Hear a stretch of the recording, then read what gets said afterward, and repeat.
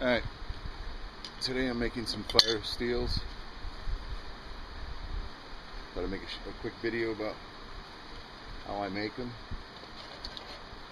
Basically, we're making those. The idea is this and a piece of flint. You strike it and start a fire. So I'm using some 01 3/8 stock right now. Cut it off about the width of my little anvil here. 3.5, 4 inches, maybe 4. Beat that up. Alright, the first thing I want to do is flatten that out and stretch it up. Oh, I got it too hot. I cannot believe how hot this little forge gets. I'll be gentle with that first. I'll flatten it.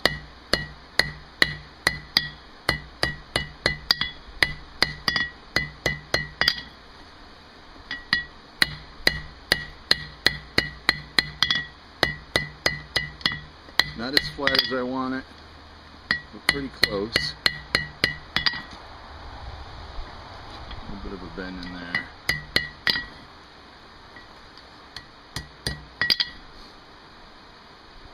Now flip it around and get the other side flat.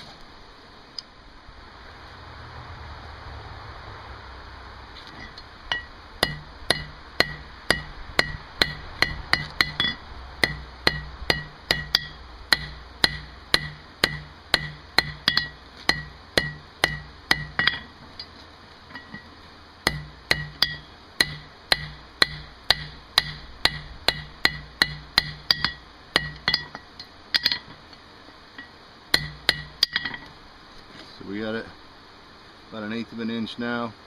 I'll go ahead and draw it out, square up both sides a little more. Just a quick shot of the bucket forge with a bathroom fan running into some dryer vent.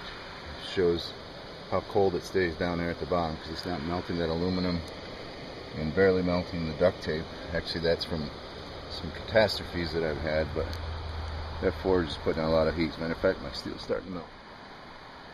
Well, I said it was starting to melt. Yeah, it melted right in half. Son of a gun is hot. Now, we'll still save this and we'll stretch it out. Alright, I stretched that out. It's about 1/8 of an inch thick. It's good for now. I'll go ahead and put the steps on each end to draw out the handles. Put the steps on, I'm going to use this tool that I built. It's just a bolt, but gives me a nice clean edge. This cast iron cheap anvil, I lose the edges. I ground it off this morning, but so it just gives me a nice little step here for me to bend the thing.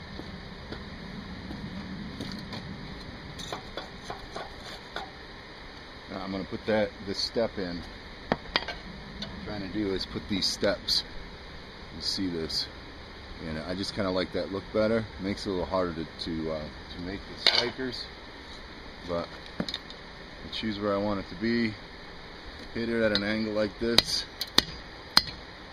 Put that step in, and then I kind of work that out more. Gotta be kind of slow and gentle with that. Keep your piece straight. And I'll just work that out until it's long enough for me to twist and turn.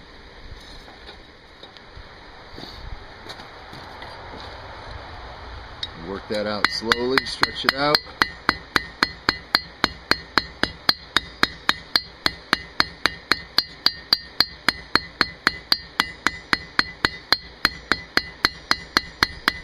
Want a nice clean taper from the striker edge.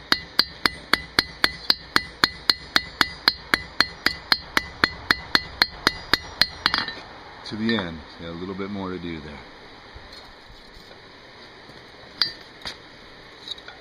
Alright, we'll go ahead and put the final point on this.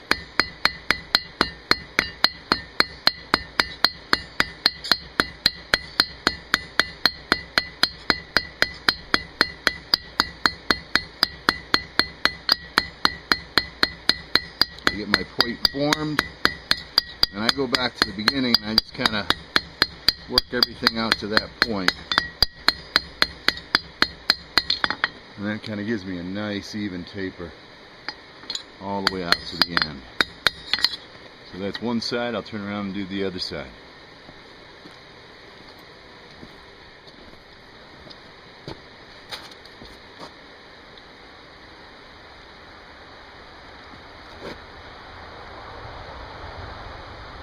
Be damned if I didn't melt that freaking end off again. I cannot believe it. It's setting up the camera.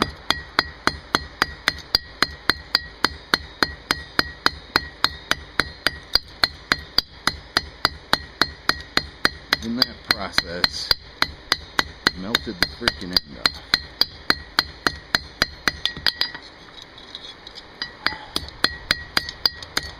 In about 2 or 3 seconds, maybe 5 seconds is all I took to set the camera up. So we're going to stretch this thing out. I've pounded that step out a little bit. I'm going to try to recover this somehow.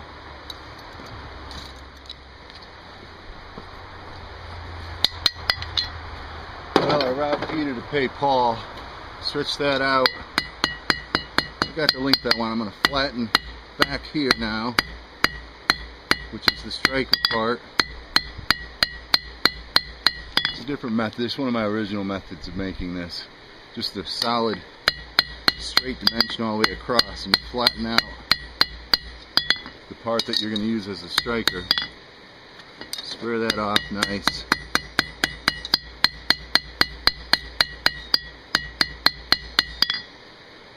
Alright, and then I'll bring that in out.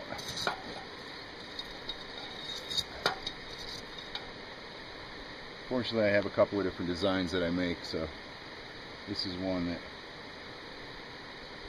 it'll be a smaller size fire steel, but it'll fit nice in an Altoids tin, which is important for some people.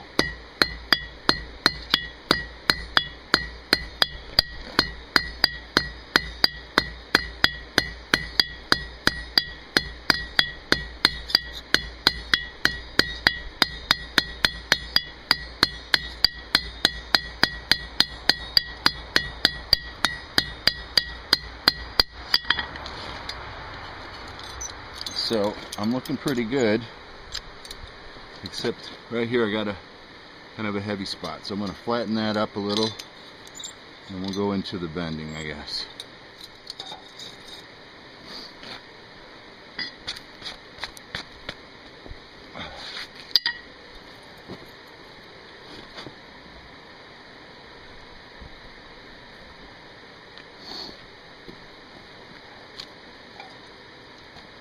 Alright, there's my fat spot.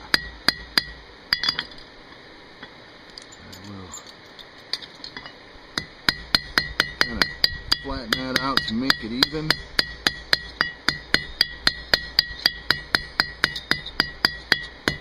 It doesn't look too bad right there. Couple of humps to take out.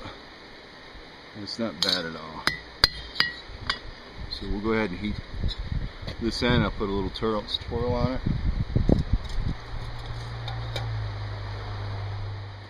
Use a different hammer for this. Over the edge, a little bit at a time.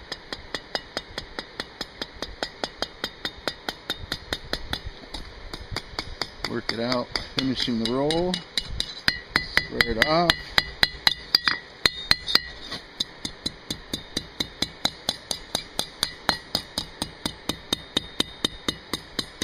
Get around. So you're happy with it. Do the other side. That's the swirl.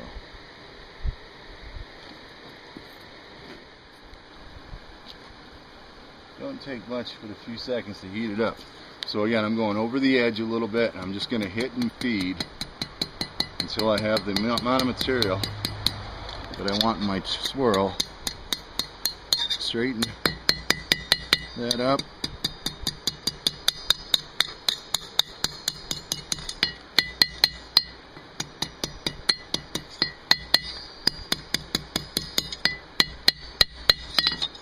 Clean it all up afterwards. There you have it. It's not bad. It's gonna be a small one, but hey, at least we saved the steel. Alright, for bending I'm going to use this little jig that I made. It's just a pipe that I squared off the ends to fit in the Hardy tool hole. Got a little clip here that I welded on so I can hook in and bend around. You'll see kind of how it works.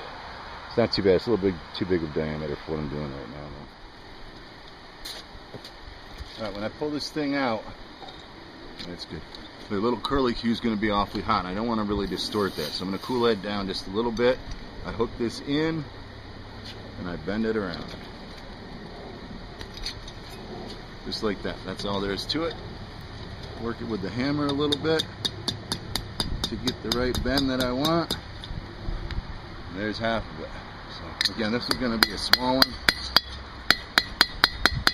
But like I said, a lot of us ultralight campers, we like to have the Altoid tin kit in our backpack, so this will fit well inside one of those. Alright, to try to get a little more length out of this, I'm just gonna curl this back side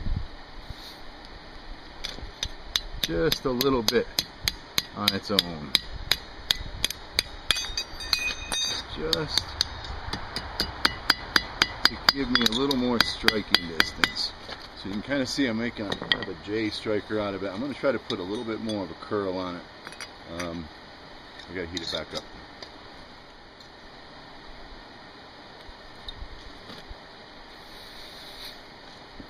Just going to try to bend that on its own. There we go. I like that. I like how that's coming out. That's one of the things I do like about this. Number one, I'm learning a lot. So, you know, I have to accept that it's not all going to be perfect all the time.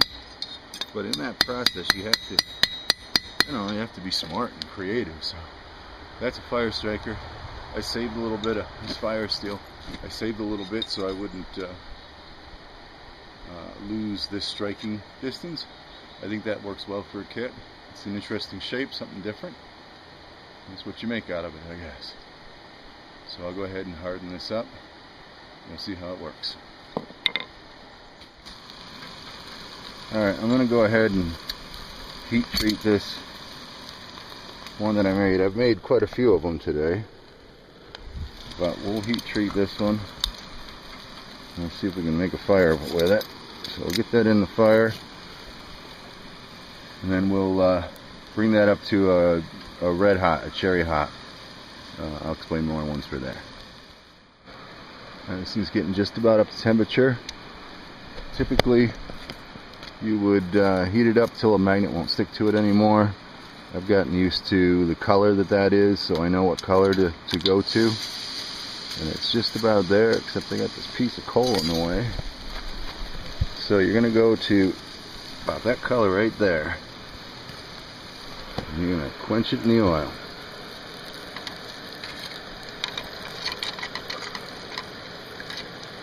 And I don't dip the handles in right away to let them temper a little bit, and then I'll submerge it and I'll cool the whole thing down. That way the handles aren't as brittle as the actual striking surface is. And let that cool down.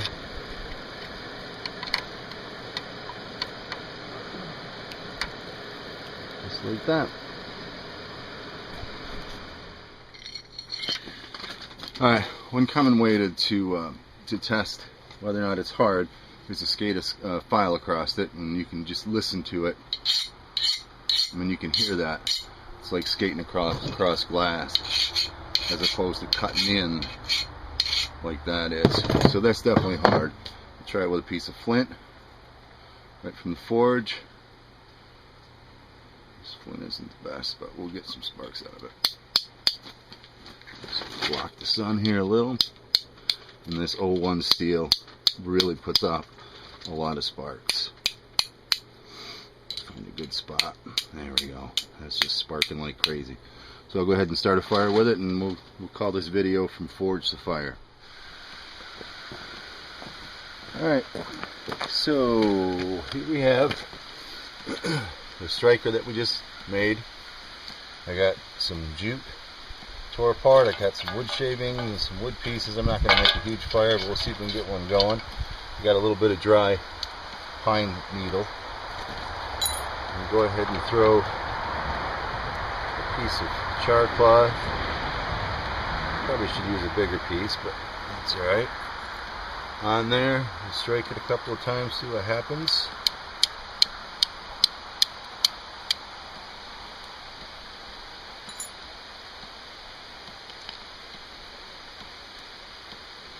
I don't know if you can see in the sunlight, but we got ourselves an ember. I'm going to take another piece of char cloth, put that in with the jute, a little extra heat.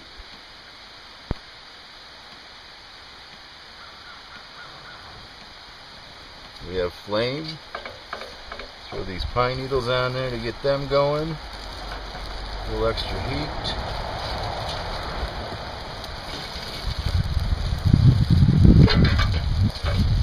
We'll get our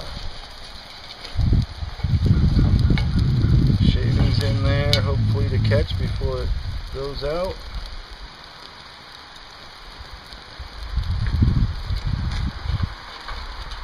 And at this point, it's a function of who's good at making a fire. But I'd say we got one going here.